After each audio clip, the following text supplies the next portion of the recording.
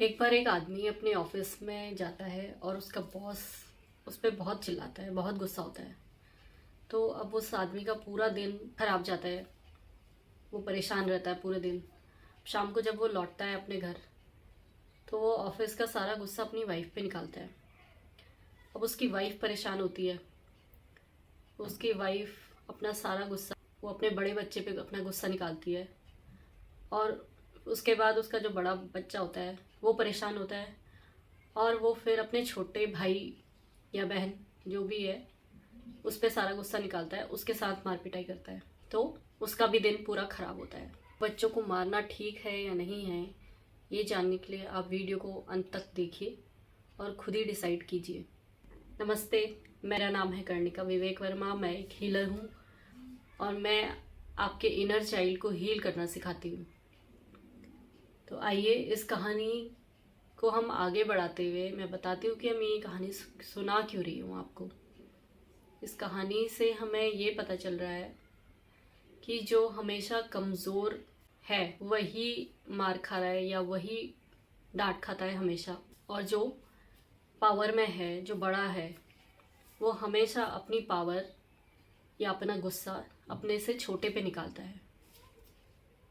मुझसे मेरे कई दोस्त पूछते हैं, वो हमेशा यही पूछते रहते हैं कि बच्चों को मारना ठीक है या नहीं। तो मैं हर बार उनको बोलती हूँ कि नहीं, बच्चों को मारना ठीक नहीं है। बट हो सकता है उनके लिए मारना ठीक हो, क्योंकि जब हम बच्चों को मारते हैं किसी गलती पे, या फिर उनकी गलती नहीं भी हो तो भी हमारा गुस्सा उन पर निकल जाता है।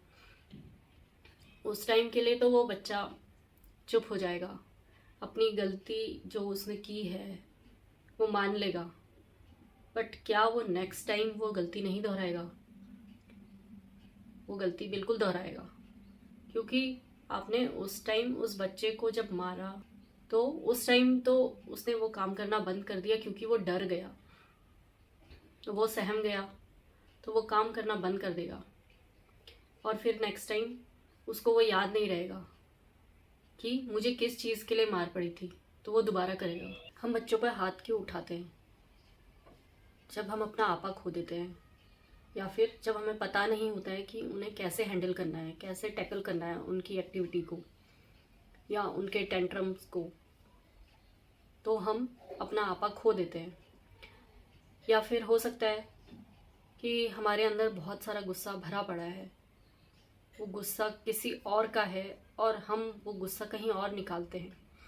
कभी कभी ऐसा भी होता है कि बच्चा कोई गलती ना करे, या बस वो मस्ती में खेल रहा है, उछल कूद कर रहा है, और आप उसी में ही परेशान हो रहे हैं। ये कब होता है? ऐसा तब होता है जब आप खुद से परेशान हैं, आपके अंदर ही बहुत सारी प्रॉब्लम्स चल रही हैं, आप स्ट्रेस्ड हैं, टेंशन में हैं, आपको खुद समझ में नहीं आ रहा है कि आपको क्या करना चाहिए उस चीज़ के लिए। तब आप सारा गुस्सा बच्चे पे निकालेंगे, बच्चे पे चिल्लाएंगे, उसको उसकी मस्ती करने से, खेल करने से रोक देंगे। तो बच्चे को क्या फील होगा? बच्चे को यही लगेगा कि जो मैं कर रहा हूँ वो गलत है, ये नहीं करना चाहिए। तो यही होता है जब हम बड़े हो जाते हैं, जब हम धीरे धीरे बड़े हो रहे होते हैं तो हम बच्चों की तरह मस्ती करना भूल जाते हैं। वो इसीलिए क्योंकि जो हमारी मदर्स हैं वो शायद कहीं ना कहीं परेशान होती हैं। तो इसीलिए पहले आप खुद पे काम कीजिए। आप अपनी कंट्रोलिंग पावर, जो खुद के इमोशंस को कंट्रोल करने की पावर है, इतनी बढ़ा लीजिए कि आपको कोई और कंट्रोल नहीं कर पाएगा। फिर हम तभी बच्चे पे हाथ उठाते हैं जब हम अपना आपा खो देते हैं। तो ये आप ही सोचिए कि ये कोई बहुत बड़ी बात है, अच्छी बात है कि हम अपना आपा खो देते हैं? हमारा हम पे ही कंट्रोल नहीं है और हम दूसरों को कंट्रोल करने पे चले हैं। हम खुद को ही नहीं सुधार रहे हैं तो हम ये कैसे एक्सपेक्ट करेंगे कि दूसरा सुधर जाए? तो सबसे पहले हमें खुद पे काम करना पड़ेगा, हमें अपने इमोशंस को पहचानना पड़ेगा, हमारे अंदर क्या चल रहा है हमें उसे देखना पड़ेगा। तो इस वीडियो से आपको क्या समझ आया? कि बच्चों पे हाथ उठाना सही है या नहीं है, अब ये आपकी चॉइस है। आप सोचिए इस चीज़ को। क्या बच्चे खेलते हुए अच्छे नहीं लगते? बहुत अच्छे लगते हैं। जब वो मस्ती करते हैं तो बड़ा मज़ा आता है उन्हें देख के, हमें भी मन करता है मस्ती करने का।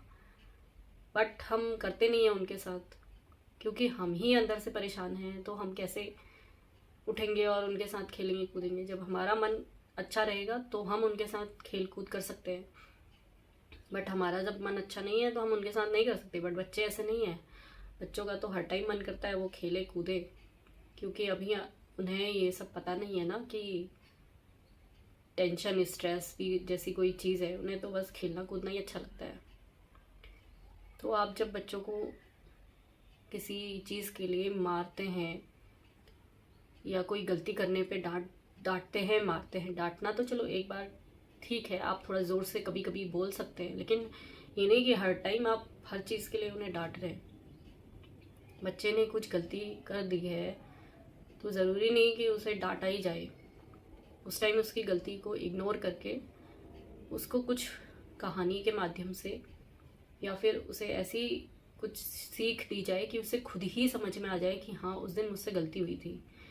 उस सिचुएशन को लेके ऐसी कोई सिमिलर सी चीज़ उसे बता दी जाए कि उसे खुद ही सीख मिल जाएगी और वो दोबारा से वो गलती नहीं दोहराएगा। तो मारना ठीक है बच्चों को या नहीं, ये आप खुद समझदार हैं। आप खुद सोच विचार करके डिसाइड कर सकते हैं कि क्या करना चाहिए और क्या नहीं। बाकी पेरेंट्स का तरीका अलग है बच्चों को पालने का, तो हमें अपने बच्चों को देखना होता है कि किसकी कैसी आदतें हैं, किसका बच्चा कैसा है, उसको कैसे ढालना चाहिए, कैसी आदत है, कैसा नेचर है, तो उसके हिसाब से भी बच्चे को ढाला जा सकता है। तो सब बच्चे अलग होते हैं, हर किसी पे एक जैसा रूल लागू नहीं हो सकता।